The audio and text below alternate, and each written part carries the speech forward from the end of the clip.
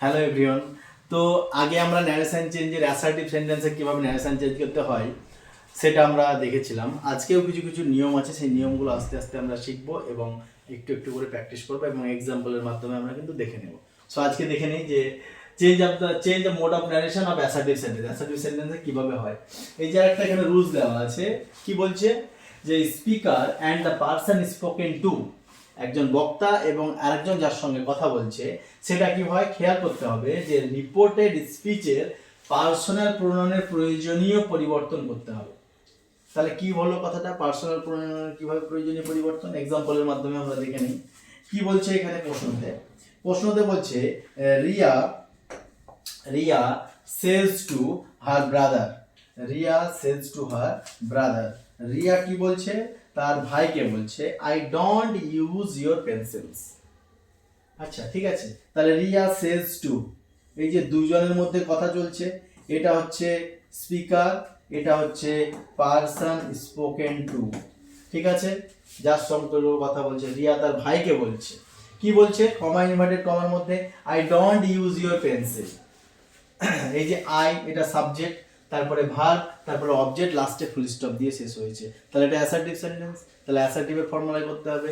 Don't বলেছে মানে negative sentence. আমি বলেছিলাম আগে অ্যাসার্টিভ দুই রকমের হতে পারে, একটা অ্যাফার্মেটিভ সেন্টেন্স হতে পারে, একটা নেগেটিভ সেন্টেন্স হতে পারে। এটা কিন্তু নেগেটিভ যেহেতু ডন্ট বলা আছে। ঠিক আছে, সো দেখে নেই তাহলে যে আমরা কিভাবে করব। তাহলে এটাকে বলছি আমরা রিপোর্টিং ভার্ব, খুব important. Reporting verb says to মানে প্রেজেন্টে আছে। আর এই যে এটা রয়েছে আমাদের, এটা রয়েছে আমাদের অ্যাসার্টিভ সেন্টেন্স। তাহলে দুটো জিনিস আমরা বুঝে গেছি, আমাদের রিপোর্টিং ভার্ব প্রেজেন্ট টেন্স না পাস্ট টেন্স না ফিউচার টেন্স সেটা আইডেন্টিফাই করা, এবং দেন রিপোর্টে যেটা রিপোর্টেড স্পিচ সেটা কোন সেন্টেন্স। ওকে, তারপরে আমরা সেই অনুযায়ী কিন্তু ফর্মুলা করব। তো দেখে নেই আমরা তারপরে কি হচ্ছে। এবার ইনডাইরেক্টলি এবার আমরা যদি এটা দেখি কি বলতে চাইলো, বলছে যে রিয়া সেজ টু, আমরা জানি সেজ টু এর বদলে আগে বলেছিলাম যে টেলস বসবে। তাহলে সাবজেক্টের কোনো স্পিকারের কোনো পরিবর্তন হয়নি, রিয়া, এবং টেলস হার ব্রাদার যেটা ছিল সেটা বসিয়ে দিলাম। কমা ইনভার্টেড কমা তুলে, এই যে কমা ইনভার্টেড কমা এটা বাদ দিয়ে আমরা কি বসিয়েছি, দ্যাট বসিয়েছি, অ্যাসার্টিভের নিয়ম। তারপরে এবার আই বলতে কোন জনকে বোঝাচ্ছে, প্রথম জনকে বোঝাচ্ছে। আগের দিন বলেছিলাম আই এবং উই এই দুটো যদি থাকে তাহলে ফার্স্ট পার্সনকে বোঝাবে, অর্থাৎ প্রথম যে ব্যক্তির কথা উল্লেখ থাকবে তাকে বোঝাবে। তাহলে এখানে প্রথম পার্সনকে রিয়া, তাহলে রিয়াকে বোঝাচ্ছে। রিয়া ছেলে না মেয়ে, মেয়ে, তাহলে সে ক্ষেত্রে কি হবে, সি ইউজ করা হবে, ছেলে হলে হি বসাতাম। তাহলে সি বসিয়ে দিলাম। এবার আমাকে বলেছে ডোন্ট ইউজ ইওর পেন্সিল। আচ্ছা এবার একটু করে যাব, ডোন্ট ইউজ, ডোন্ট, আমি বলেছিলাম যে আগে বলেছিলাম যে রিপোর্টিং ভার্ব, এই যে রিপোর্টিং ভার্ব রয়েছে এটা যদি শুধুমাত্র পাস্ট টেন্স থাকে তাহলে কিন্তু রিপোর্টেড স্পিচের টেন্সের পরিবর্তন হবে, কিন্তু এটা সেজ আছে মানে প্রেজেন্ট টেন্সে আছে, তাহলে এটা টেন্সের কোনো পরিবর্তন হবে না। যে টেন্সে আছে সেই টেন্সে কিন্তু আমাকে রাখতে হবে। প্রেজেন্ট টেন্স থাকলে প্রেজেন্ট টেন্স, পাস্ট টেন্স থাকলে পাস্ট টেন্স, ফিউচার টেন্স থাকলে ফিউচার টেন্স। তাহলে এটা আমি করব যে আই এর বদলে আমি সি ইউজ করে দিলাম। এবার ডোন্ট নো, ডু নট টা প্রেজেন্টে হয়, ডু নট বলতে গেলে ডু বসবে না হয় ডাজ বসবে, তাহলে আমি ডু না হয় ডাজ ইউজ করব এখানে। যেহেতু সি বসিয়ে দিয়েছি এখানে আমি, সিটা হচ্ছে third person singular number. Third person singular number কোনগুলো, হি, সি, ইট, এবং এই পৃথিবীতে যত কোনো ব্যক্তি বস্তু স্থানে যে কোনো কিছু একটা জিনিসের নাম বোঝাবে সেই জিনিসটা হচ্ছে থার্ড পারসন এবং সিঙ্গুলার নাম্বার।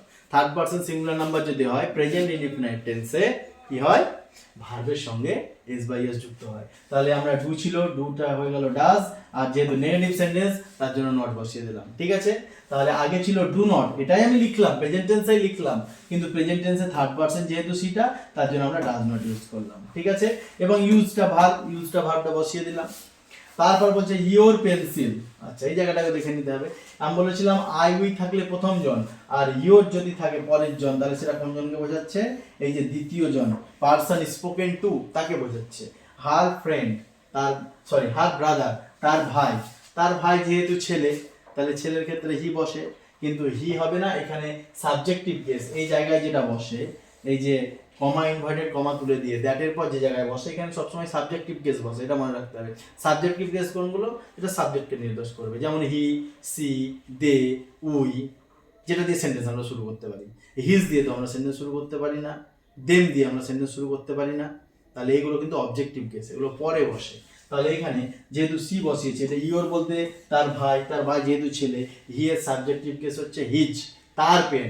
আমি হি পেন বলবো না তার পেন বলবো, হিজ পেন, তাহলে হিজ পেন। তাহলে ইওরটা হয়ে গেল তোমার বলতে তার, হিজ, আর আমরা পেন্সিল বসিয়ে দিলাম, হয়ে গেল। এইগুলো প্রোনাউন চেঞ্জগুলো আমরা প্র্যাকটিস করতে করতে অলরেডি আমরা ঠিক বুঝে নেব, ঠিক আছে। তাহলে এইভাবে কিন্তু আমাদের বললো যে পার্সোনাল প্রোনাউন কিভাবে পরিবর্তন হয়। এগুলো সব পার্সোনাল প্রোনাউন, কোনো ব্যক্তির ক্ষেত্রে ব্যবহার করা হয়, সেগুলো হচ্ছে পার্সোনাল প্রোনাউন, ঠিক আছে। তাহলে ইওর, আই, এগুলো পার্সোনাল প্রোনাউন। আই থেকে কি হয়ে গেল, সি হয়ে গেল। মেয়ের ক্ষেত্রে বোঝাচ্ছে যেহেতু প্রথম জনকে, তার জন্য সি হয়ে গেল।